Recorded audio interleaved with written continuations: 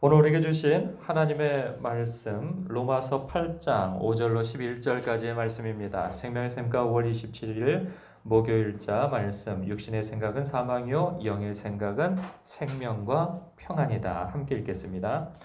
육신을 따르는 자는 육신의 일을, 영을 따르는 자는 영의 일을 생각하나니 육신의 생각은 사망이요 영의 생각은 생명과 평안이니라. 육신의 생각은 하나님과 원수가 되나니 이는 하나님의 법에 굴복하지 아니할 뿐 아니라 할 수도 없음이라. 육신에 있는 자들은 하나님을 기쁘시게 할 수 없느니라. 만일 너희 속에 하나님의 영이 거하시면 너희가 육신에 있지 아니하고 영에 있나니 누구든지 그리스도의 영이 없으면 그리스도의 사람이 아니라. 또 그리스도께서 너희 안에 계시면 몸은 죄로 말미암아 죽은 것이나 영은 의로 말미암아 살아있는 것이니라. 예수를 죽은 자 가운데에서 살리신 이의 영이 너희 안에 거하시면 그리스도 예수를 죽은 자 가운데에서 살리신 이가 너희 안에 거하시는 그의 영으로 말미암아 너희 죽을 몸도 살리시리라. 아멘. 사도 바울이 전하는 바 이 복음을 주의 깊게 읽지 않으면 두 가지 오해가 생깁니다. 하나는 예수님의 대속사역으로 인해 의롭게 되어 더 이상 정죄함이 없어졌다면 굳이 경건한 삶을 살 필요가 뭐 있겠는가 하는 생각이 들죠.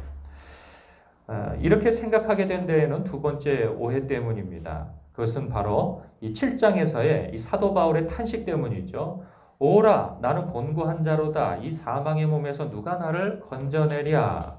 이 사도 바울이 이렇게 죄에 넘어지는 마당에 나는 더욱 이 죄와 싸우는 것이 불가능할 것이 아니냐. 아니 이렇게 거룩의 길이 이렇게 험난하고 어려운데 아니 난들 무슨 용 빼는 재주가 있는가 라고 하는 생각하는 데에서 나오는 오해이죠. 이것에 대해서는 이미 여러 차례 말씀드린 것처럼 결코 그럴 수 없다는 거죠.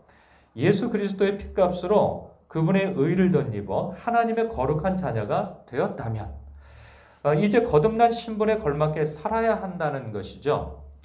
왕의 자녀로 이제 살아야지 예수님의 피만 쪽 빨아먹고 그 후로 아무 일도 없었다는 것처럼 흡혈귀처럼 자기 욕망을 따라 살아서는 안 된다고 성경은 이미 여러 차례 강조하여서 말씀하고 있습니다. 사도 바울의 탄식 또한 이 죄에 대해 자기 합리화나 하면서 죄에 굴복하며 살라는 이유에서 오라 나는 곤고한 사람이로다. 이 몸에서 누가 나를 구해내랴 하면서 이 죄와 영 안에서의 그 갈등, 선과 악에서의 갈등에서 이런 번번이 이 육에, 이 죄에 패하는 그러한 약함의 이야기를 한 것은 아닌 것이죠. 의롭게 된 하나님의 사람은 더 이상 이전처럼 혼자서 죄와 싸우지 않게 되었음을 말하기 위해서 신자의 약함을 드러내어 준 것뿐입니다. 그럼 신자는 이제 누구의 도움받아 죄와 싸우게 될까요? 우리가 다 아는 것처럼 성령님이죠. 우리가 이제 죄와 그리고 경건의 길을 죄와 싸우면서 경건의 길을 걸어가는 데 있어서는 혼자 싸우는 것이 아닙니다. 성령님께서 우리와 동행해 주시면서 이제 주님과 함께 그런 거룩의 길을 걸어가는 것이죠. 오늘 본문은 신자의 삶이 누구와 동행해야 하는지 구체적으로 말씀해 주고 있어요. 성경을 보면 성령님을 영, 그리스도의 영, 하나님의 영 이렇게 소개하고 있습니다. 잘 보십시오. 영은 성령님을 말씀하는 거죠. 그러면서 그 성령님을 그리스도의 영으로 소개를 하고 또 하나님의 영으로 이렇게 소개를 하고 있어요. 삼위의 하나님께서 우리의 이 신자의 그 거룩의 길을 위하여서 그렇게 삼위 하나님께서 애써 주시고 동행해 주신다고 하는 그런 말씀을 하고 있어요. 얼마나 황송한 일입니까? 세 분이 그냥 동원되어 지셔가 세 분 이렇게 표현하면 또 이상하죠. 삼위의 하나님께서 동원되셔가지고 우리의 이 신자의 거룩, 이 나의 거룩을 위하여서 이렇게 열심을 내어주시는데 아유 나는 못해. 나는 거룩하고는 거리가 멀어. 아유 나는 내가 살고 싶은 대로 살래. 이럴 수는 없는 것이죠. 모르고 그렇게 사는 거야 할 수 없지만 알고도 그렇게 산다고 하는 것은 있을 수가 없는 일입니다. 여러분은 그리스도의 사람입니까? 여러분 그리스도의 사람입니까? 네. 아멘이죠. 그렇죠. 아멘입니다. 그런데 여러분, 그 이유가 뭡니까? 내가 그리스도의 사람이라는 거, 내가 그리스도의 사람이라고 하는 것을 무엇으로 알 수 있습니까? 첫 번째는 믿음 때문이죠. 내가 예수 그리스도를 믿기 때문에 내가 그리스도의 사람인 것을 알게 되어지는 거죠. 그리고 성령이 내 안에 내주에 계신다는 것을 나는 알고 있는 것이죠. 그런데요, 성령이 내 안에 내주에 계신다고 하는 사실을 어떻게 알 수 있는가 하는 것입니다. 그러니까 내가 믿음으로 말미암아 성령이 내 안에 내주에 계신다라는 거 하는 것은 우리가 다 알고 있는 사실입니다. 그런데요, 9절에서는 또 이렇게도 설명하고 있어요. 9절을 보면 이렇습니다. 만일 너희 속에 하나님의 영이 거하신다면, 너희가 성령님이 거하신다면 이것을 보면 알 수 있다는 거예요. 우리가 예수를 믿어서 내 안에 성령님이 내주해 계셔. 이렇게도 알지만 그것을 무엇으로 증명하냐는 거죠. 그럼 무엇으로 증명이 되냐면 너희가 육신에 있지 아니하고 영에 있을 때라는 거예요. 그랬을 때 누구든지 그리스도의 영이 없으면 그리스도의 사람이 아니라. 그러니까 그리스도의 영이 없으면 그리스도의 사람이 아닌데, 만일 너희 속에 하나님의 영이 거하신다면 너희는 필시 육신에 있지 아니하고 영에 있는 삶을 살고 있는 것으로 증명되어진다. 그 말씀을 하는 거예요. 그럼 여기 있다는 표현은 뭐겠습니까? 있다. 그것은 5절, 6절, 7절, 8절 이렇게 해서 계속 반복되어지는, 그러니까 똑같은 의미를 달리 표현하는 것들이 있어요. 그게 뭐냐면 따르다, 그리고 굴복한다 이런 거죠. 그리고 있다 이렇게 표현되어지는데 이 말들은 다 뭐냐면 순종한다는 표현인 거예요. 우리가 누구에게 순종하고 있느냐가 바로 그 사람이 누구의 종인가를 드러내준다는 거죠.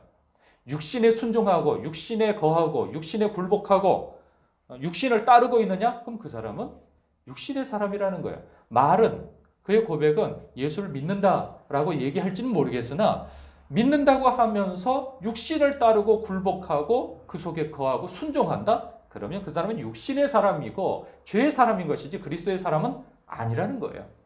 그런데 그 사람이 비록 삶이 의지가 약하고 믿음이 약하고 그런다 할지라도 그가 어찌하든지 성령님을 의지하고 그분의 말씀 앞에 굴복하려고 하고 그분의 인도하심을 따르려고 한다면, 그래서 순종하려고 한다면 그 사람은 그리스도의 사람이라는 말씀을 하고 있는 거예요. 우리의 삶 속에서 내 뜻과 하나님의 뜻이 늘 충돌하죠. 그것이 하나가 되어진다면 얼마나 좋습니까? 그것이 하나가 되어질 때는 보통은 내가 원할 때죠. 나에게 유리한 것이 있을 때에는 갈등이 없어요. 그런데 대개는 내 뜻과 하나님의 뜻이 충돌되어질 때가 많단 말이죠. 그 이해관계 때문에 내가 요거를 좀 취하면 좋겠고 요것을 내가 이렇게 행동하면 좋겠고 요걸 이렇게 말하면 내 속이 시원하고 나에게 유익이 되고 나에게 여러 가지로 좋을 텐데 라고 생각할 때에는 그냥 감사합니다 하고 그냥 바로 순종하죠. 즉시로 순종하죠. 그런데 그렇지 않을 때가 사실 더 많단 말이에요. 우리의 육신은 자꾸만 어떤 욕망에 더 끌리는 그런 습성이 있단 말이죠. 그런데 성령께서는 그게 아니다. 그렇게 생각하면 안 되고 그렇게 말하면 안 되고 그것을 붙잡으면 안 되고 그것을 선택하면 안 되고 그 길로 가면 안 돼. 그것을 보면 안 돼. 이렇게 말씀하신단 말이죠. 그러면 이것이 충돌이 일어나요. 이게 내 유익이 크면 클수록, 이해관계가 크면 클수록 이 충돌은 더 커지죠. 그럴 때면 대부분의 사람들은 기도 자체를 안 하죠. 나에게 유리한 것이 있을 때는 하나님 앞에 달라고 막 붙들고 기도하지만 내 이해관계가 충돌되어서 뭔가 이거 하나님 앞에 기도하면 이거 하나님이 안 된다고 말씀하실 것 같은 생각 때문에 하나님과 상의하기를 아예 단절하죠.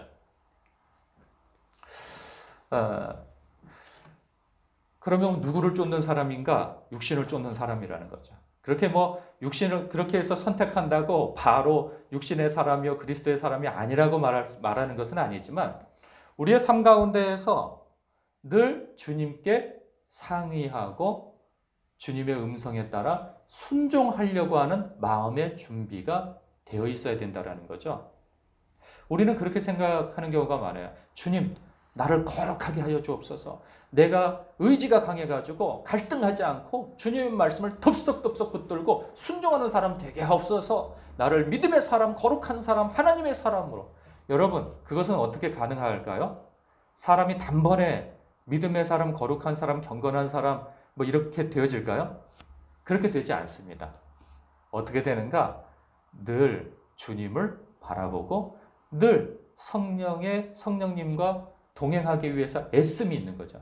그 애씀은 뭐냐? 어떻게 동행하느냐? 늘 주님께 상의하는 거예요. 늘 여쭙는 거죠. 주님의 말씀을, 생각을 들으려고 하는 거죠. 주의 뜻을, 하나님의 선하시고 기쁘시고 온전하신 뜻이 무엇인지를 찾고 헤아려보려고 주님께 마음의 주파수를 계속 쏟아붓는 거죠.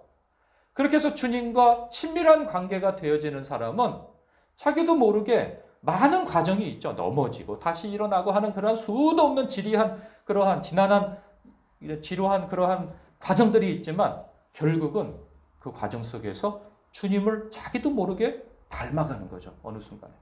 그래서 그렇게 바라던 거룩함과 경건함과 하나님의 성품에 합한 그러한 주님께까지 닮아가는 그러한 모습들이 점점점 내가 성장해 가는 거죠. 성숙해 가는 거죠. 단번에 되어지는 일은 없습니다.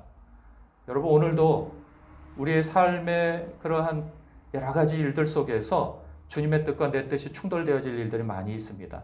그럴 때마다 물러서지 아니하고 주님께 여쭙고 어찌하든지 주님의 뜻에 순종하기 위한 결단들을 하시며 경건의 길, 거룩의 길, 하나님의 우리 예수님의 성품까지 닿는 데까지 오늘도 지루하지만 그러한 거룩한 발걸음, 생명의 발걸음을 내딛는 여러분 되시길 주님의 이름으로 축복합니다. 기도하겠습니다.